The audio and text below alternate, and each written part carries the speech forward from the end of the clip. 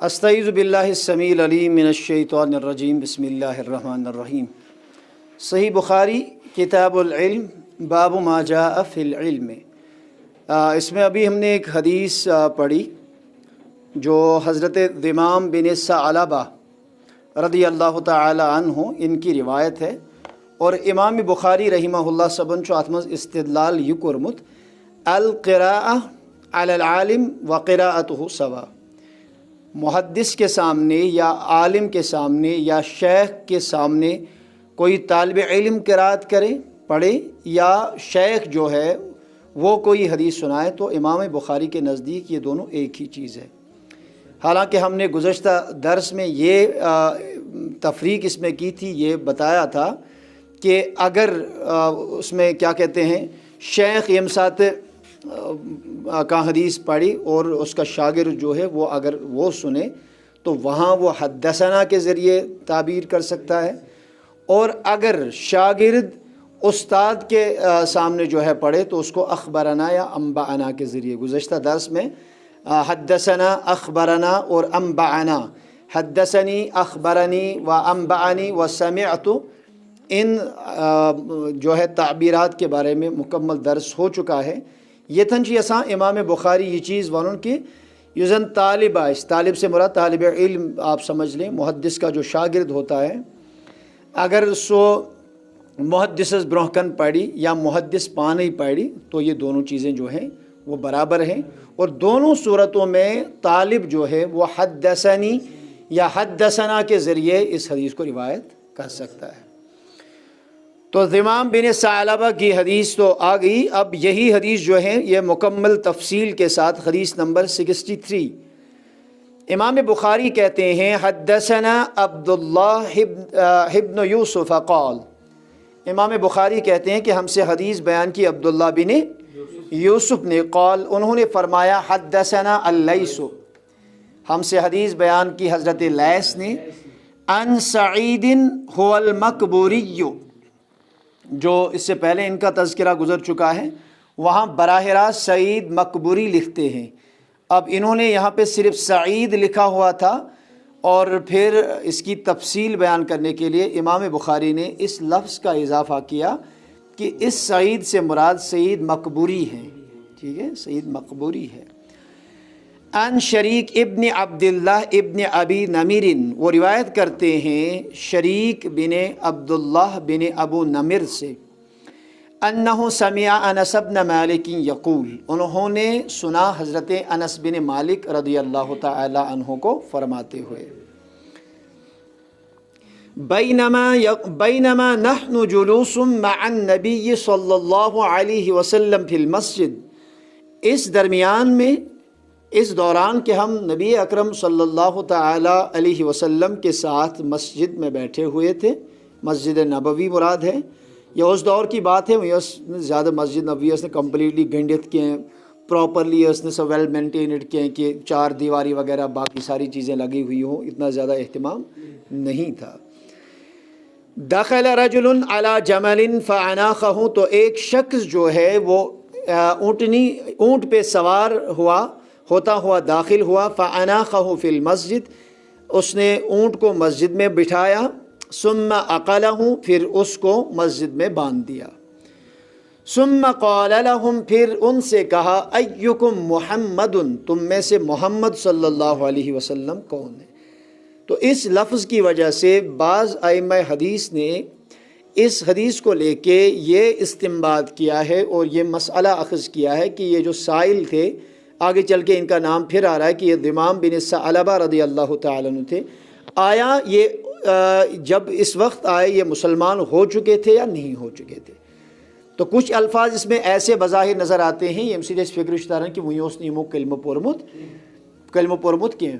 اس کی ایک وجہ یہی ہے کہ یہ پوچھ رہے ہیں کہ تم میں سے محمد صلی اللہ علیہ وسلم کون ہے، لیکن یہ بات بھی زیادہ مضر نہیں ہے اس چیز کو کہ انہوں نے کلمہ پڑھا ہو سکتا ہے کلمہ پڑھا ہو لیکن ابھی نبی کریم علیہ السلام سے نہ ملے ہوں، ملاقات نہ کی ہوں، ان کو زیادہ پہچانتے وغیرہ نہ ہوں، اس طرح کی چیزیں ہو سکتی ہیں، یا صحابہ کرام ایسے واریہ زیادہ اور ان کی نظر نہیں پڑی کہ نبی اکرم صلی اللہ تعالیٰ علیہ وسلم کہاں ہیں، کہ حضور حسن اوس تیوتا اعلیٰ کہ ہر کوئی ان کو دور سے ہی دیکھ کے پہچان جاتا تھا۔ والنبی متکئ بین ظہرانیہم، اور نبی اکرم صلی اللہ علیہ وسلم صحابہ کے درمیان جو ہے وہ ٹیک لگا کے بیٹھے ہوئے تھے۔ فقلنا، تو ہم نے کہا، ھذا الرجل الابیض المتکئ، ہم نے کہا یہ شخص جو بیٹھے ہوئے ہیں تکیہ لگائے ہوئے ہیں، اور یہ جو گوری رنگت والے ہیں، وائٹ پیپل اور بلیک پیپل،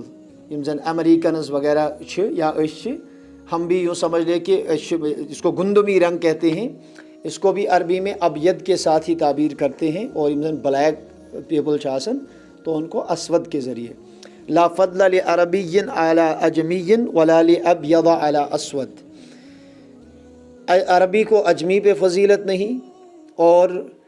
گورے کو کالے پہ کوئی فضیلت نہیں، الا بتقوی اللہ، معیار صرف تقوی ہے، کیونکہ ان اکرمکم عند اللہ اتقاکم۔ فقال له الرجل، تو کہا ان سے اس شخص نے، ابن عبد المطلب، ابن عبد المطلب، عبد المطلب کے بیٹے ہوں۔ فقال له النبی، نبی اکرم صلی اللہ علیہ وسلم نے ان سے کہا کہ اجبتک، میں اس کا جواب دے چکا ہوں، یعنی اس سے پہلے اس بارے میں بات ہو چکی ہوگی۔ فقال الرجل للنبی، نبی اکرم صلی اللہ تعالی علیہ وسلم نے اس شخص نے کہا، انی سائلک فمشدد علیک فی المسألۃ، میں آپ سے سوال پوچھنے جا رہا ہوں، فمشدد علیک فی المسألۃ، اور میں سوال پوچھنے میں ذرا سختی کر رہا ہوں، یعنی ٹف سوال، سخت سوال ترابط بظاہر، بڑے مشکل سوالات میں آپ سے کرنے جا رہا ہوں۔ فلا تجد علی فی نفسک، تو اپنے دل میں میرے بارے میں کوئی مشکلات یا کوئی ایسی چیز دل میں نہ پا لینا، یعنی یہ چھُ ادب رچھن کہ اگر بہ میون سوال اگر تیز پہن تہ آسہِ مےٚ حظ دیزیو معٲفی، میون نہ حظ رٔٹزیو نہٕ ملالہٕ کینٛہہ، میون نہ حظ رٔٹزیو نہٕ گِلہٕ کینٛہہ اگر میون سوال سخت تہ آسہِ۔ فقال سل اما بدا لک، تو اللہ کے نبی علیہ الصلاۃ والسلام نے ان سے فرمایا، سل، پوچھو، اما بدا لک، جو کچھ آپ کے دل میں ہیں، جو کچھ سوالات آپ کے ذہن میں ابھرے ہیں، دل میں ہیں، وہ پوچھو۔ فقال، اس نے کہا، اسألک بربک ورب من قبلک، میں آپ سے سوال کرتا ہوں اس رب کے وسیلے سے جو آپ کا رب ہے اور ان لوگوں کا رب ہے جو آپ سے پہلے گزرے ہیں، یعنی بعض سے سوال دیون تمس رب سند یس تہند تہ رب یس بی تمن ہند تہ رب جو آپ سے پہلے۔ اب اس سے استدلال کیا جا رہا ہے کہ اس کا مطلب ہے کہ یہ رب سے واقف ہیں، اور یہ بھی جانتے ہیں کہ جو محمد صلی اللہ علیہ وسلم کے رب ہیں سوئی چھو تم برہم لکھائی، وہ بھی ٹھیک ہے۔ اس طرح کی کئی چیزیں ہیں، مثال کے طور پر زہیر ابن ابی سلمہ ایک شاعر گزرے ہیں، بہت اعلیٰ درجے کے شاعر گزرے ہیں، ان کے جو دو بیٹے ہیں حضرت بجیر ابن ابی سلمہ اور زہیر ابن ابی سلمہ، یمزن حضرت زہیر جو ہے زہر نہیں، حضرت بجیر اور کعب بن زہیر، جنہوں نے قصید بانت سعاد لکھا ہے، یہ زن اصلی قصید بردہ شونن، بانت سعاد فقلب اليوم مطبول متیم اسرها لم يهد مقبول انبئت ان رسول اللہ اوعدنی والعفو عند رسول اللہ معمول، ٹھیک ہے، اس طرح کے اس نے اشعار لکھے تھے، وہ طویل قصہ ہے۔ تو میں کو مشتی میں کت چیز پر ویا کراویے، ہاں دیکھیے، اب اس زہیر ابن ابی سلمہ جو ہیں ان کے بارے میں اکثر محدثین نے، اکثر مورخین نے یہ لکھا ہے کہ انہوں نے کلمہ نہیں پڑھا ہے، لیکن آپ ان کا قصیدہ اٹھا کے لے آئے، یوزن تموزن، یہ قصیدہ جو لکھا ہے سبع معلقات، یہ سبع معلقات اس میں باضابطہ طور ان کا بھی ایک معلقہ اس میں ہے، سبع معلقات میں دوسرا معلقہ حضرت اسی جو ہے زہیر ابن ابی سلمہ کا ہے، اعلیٰ درجے کے شاعر ہیں۔ اب انہوں نے اپنے اس قصیدے میں تقریباً 10-12 اشعار ایسے لکھے ہیں جس میں مکمل توحید کی باتیں کی گئی ہیں،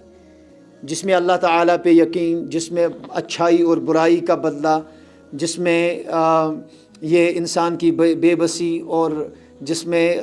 یزن منز کشپش ذہنی طور کہ اللہ تعالیٰ مانن یا یتھ منزن اخلاقی تعلیم و تربیت اس متعلقہ کلام کرنے،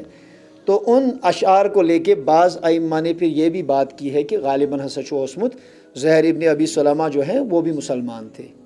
کیونکہ انہوں نے بھی اسلام کے طرز میں ان کی شاعری میں بھی اس کا اثر ملتا ہے، حالانکہ وہ تقریباً درست نہیں ہے، کیونکہ جتنے بھی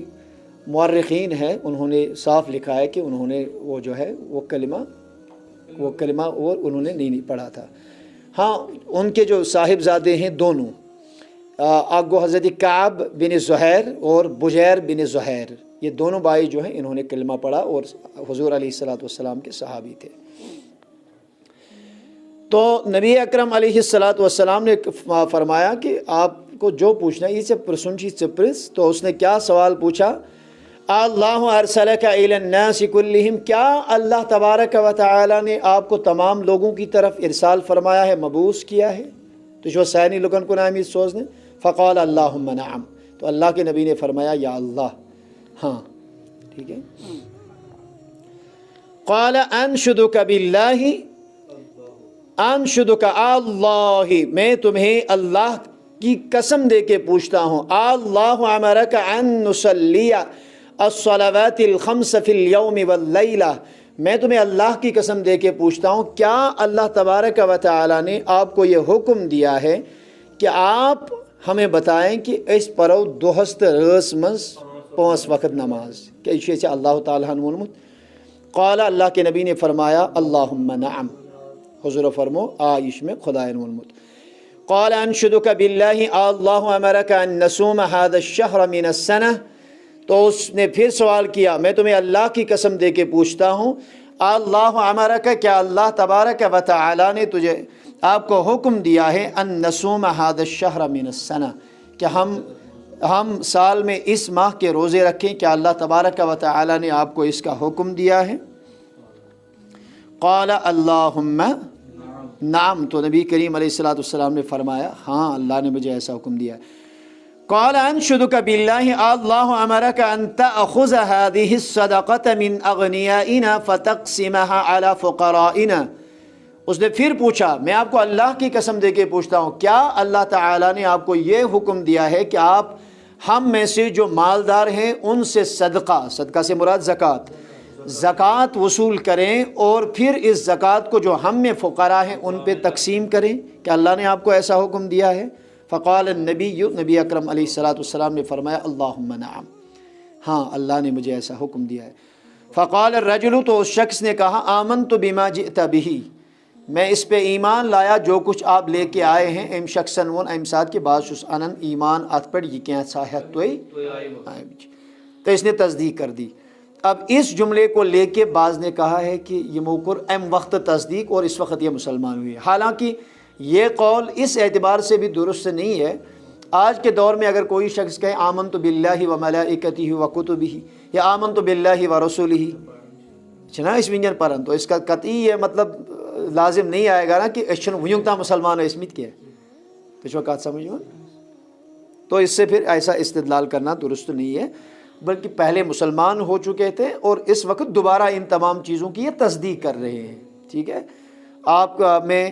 آمنت بما جئت بہ، یہ جو چیزیں آپ لے کے آئے ہیں جن کا میں نے آپ سے اقرار لیا، قسم دے کے آپ کو پوچھا، ان تمام چیزوں پہ میں ایمان لایا۔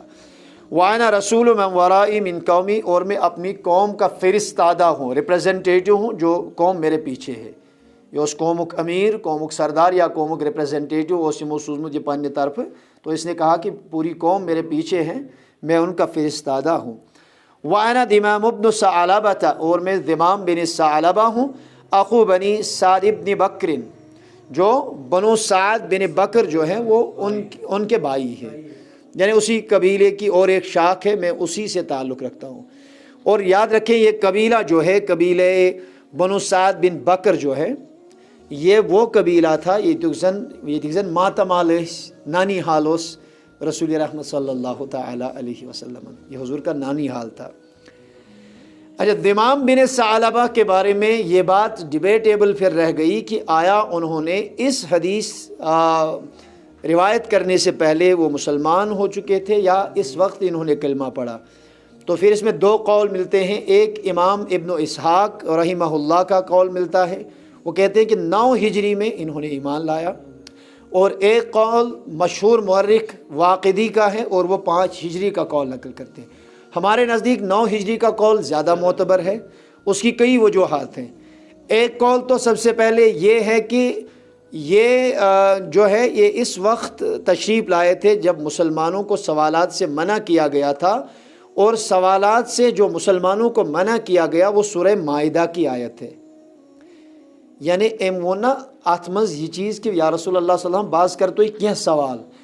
آشان سخت مگر ین تو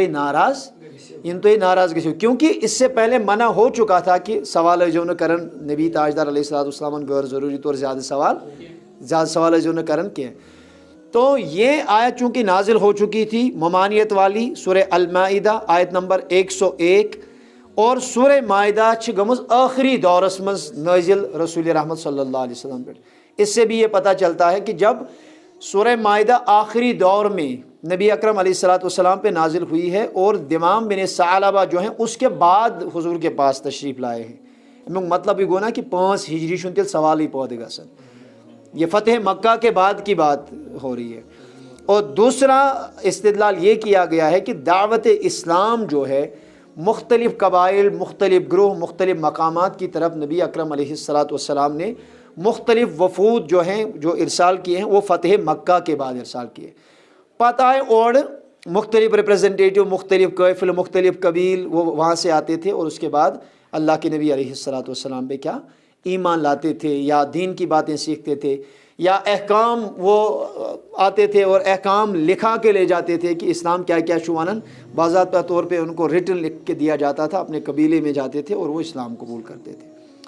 اور تیسری بات یہ ہے کہ بنو سعد بن بکر جو ہے وہ غزوہ حنین کے بعد جو ہے وہ اسلام لائے، اور غزوہ حنین بھی بہت بعد میں ہوا ہے. 5 ہجری کا قول جو ہے وہ درست نہیں ہے، 9 ہجری کا قول زیادہ معتبر ہے. اور امام بخاری رحمۃ اللہ تعالی علیہ اس سے یہ فقط اتنی لمبی حدیث لانے سے وہ یہ استدلال کرنا چاہتے ہیں کہ القراءۃ علی العالم وقراءتہ سوا. یہ سوال کون کر رہا ہے؟ اتنی لمبی باتیں کون کر رہا ہے؟ یہ سائل کر رہا ہے اور حضور کے سامنے پیش کر رہا ہے. یعنی امام بخاری شی اصل یہ ونن کہ اگر طالب علم آئے سہ ہیک پنس استادس برو کن طویل حدیث تہ بیان کرت، یا استاد پڑھنا ہے، تو یہ دونوں باتیں برابر ہیں. اس میں خدا نخواستہ کوئی حرج کی بات نہیں ہے، ایسا کر سکتے ہیں. کلاہما سوا، یہ دونوں کی دونوں چیزیں جو ہے برابر ہیں. بس یکفی حاضر کر.